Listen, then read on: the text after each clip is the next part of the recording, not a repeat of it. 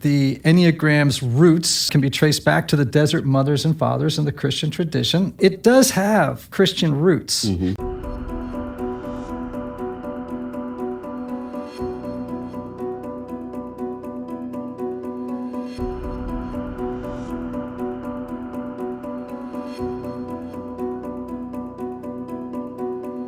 Let's start by just talking about the Enneagram, because I know that there are some people in sort of my tribe of evangelical Christianity who are really nervous about the Enneagram. And some of them will say, well, I've heard that it started in something occultic.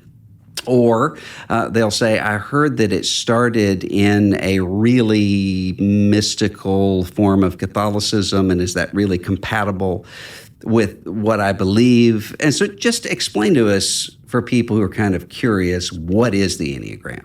Sure. The Enneagram is an ancient personality typing system that teaches there are 9 basic personality styles in the world. One of which we gravitate toward and adopt in childhood, just as a way to cope, to feel safe, to protect ourselves, and to navigate the new world of relationships, right, that we're now encountering. And each of those types really has an unconscious underlying belief that powerfully influences how that type predictably and habitually acts, thinks, and feels from moment to moment on a daily basis.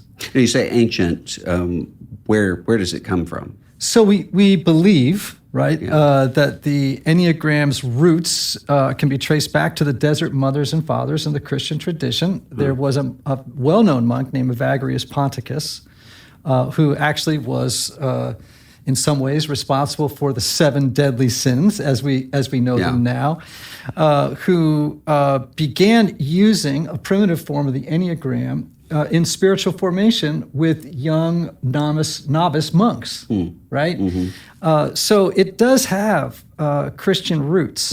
Now, it then branched off into all, as you know, out in the desert of, Syria 1,600 years ago, I mean, there were all kinds of people wandering around. And so, yes, it took circuitous routes. Nobody really wrote about the Enneagram until the 70s. It was something that the Jesuits used in their spiritual formation program with young priests to be, right? But in maybe the late 70s, early 80s, it was first published about because it had been used in Jesuit retreat centers and on retreats. And people were like, holy smoke, what is this thing? It's so uncannily accurate. It's so accessible. It's so helpful on the spiritual journey. So I try to assuage people's anxieties about it. I tell them it's the Enneagram, not the pentagram. Don't panic, people. It's all right. Claudio Naranjo actually says in a video on YouTube, he and Ichazo claimed the Enneagram was ancient, and they knew it wasn't ancient at all. They used to say he had learned it from a very ancient source, from a Sumerian, Babylonians. We know that to not be true. And lately he's been claiming that he got it directly from a higher source and not from a historical source, from inspiration, from revelation, that is his word. That's probably closer to the truth. Yes, I trust it. Who is Evagrius? He developed the idea of the 8 evil thoughts or the 8 deadly sins, which were later shrunken down to 7. What they've done is they've projected the idea that the Enneagram was back there with the origin of the 7 deadly sins. And it wasn't, that's just not true. It's a lie. Evagrius didn't create this. 1969 is sort of probably the first time the 7 deadly sins was attached to the Enneagram.